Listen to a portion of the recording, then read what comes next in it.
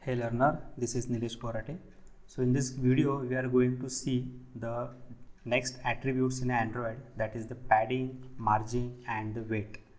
So first see that what is the padding. So Android padding attribute is used to set the margin inside the view. When we say push inside the view, that is the rectangle pushes its content from itself by the dimension specified in the padding attribute toward its center. So let's see one example. So this is the gravity.xml file. So now we make the changes in this file. So this is a wrap content 3 buttons.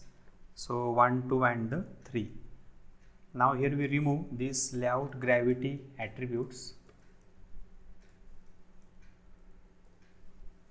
Okay, so see here in simultaneously this is your design view 1, 2, 3, and here we add the padding. So see here padding and use the 40. So see here there are different units. So depth pixel, SP, px, in, mm. So there are the different units, so used anyone. So here we use the dp 40 dp. So see here padding means that they use all side padding, that is left, right, top and the bottom. So see here in second button, here we use the padding. See here padding, so here we use the padding right 40 dp.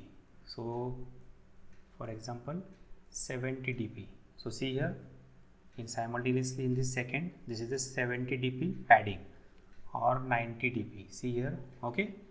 Then third button we use the padding. So here we use the padding bottom 70 dp. Okay, so like this way we use the padding attributes. So now here we save these changes and test this code. So run this. See here.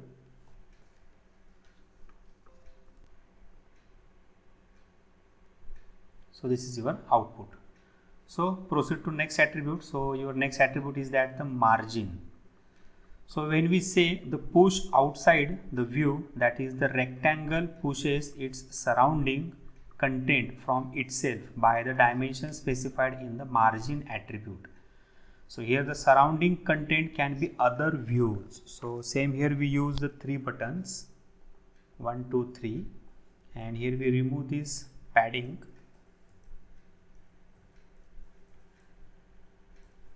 and we use here the margin attributes.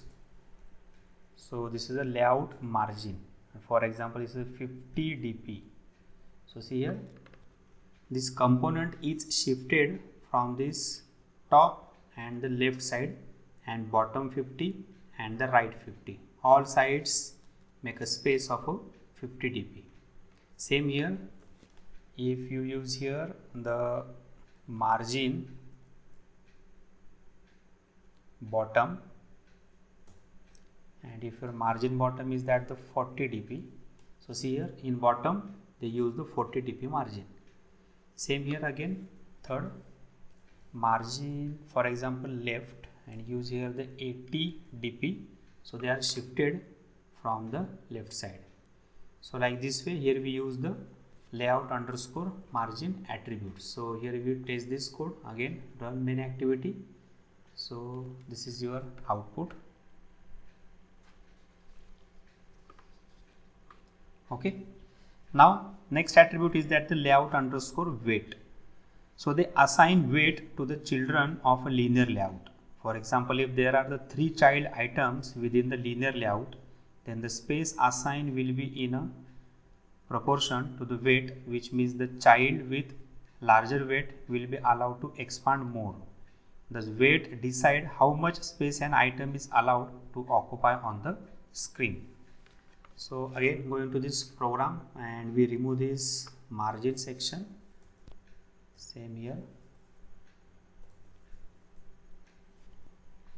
So now here we use the gravity. So here we use the layout gravity So your layout gravity is at the center. Same here, layout gravity is the center. Same here, layout gravity is the center. Now here we use the weight attribute. So here layout weight. So first weight is that the 0. Then here layout weight, for example 1, and here layout weight is the 2. So see here, by using this weight order 0, 1 and the 2, so this button occupy this screen. So they use this the two size. This is the 1 size, this is a 0 size. So this is the use of a layout underscore weight attribute. So we test this code. So here going to this Kotlin file, run main activity. So this is your emulator. See, this is your output. So now here we see the some useful attributes in this linear layout. So students, test this code on your machine. On next video we will see that the relative layout and its attributes. So till if you have any queries, then comment on your query in comment box. Likes and subscribe the channel. See you on next video. Thank you.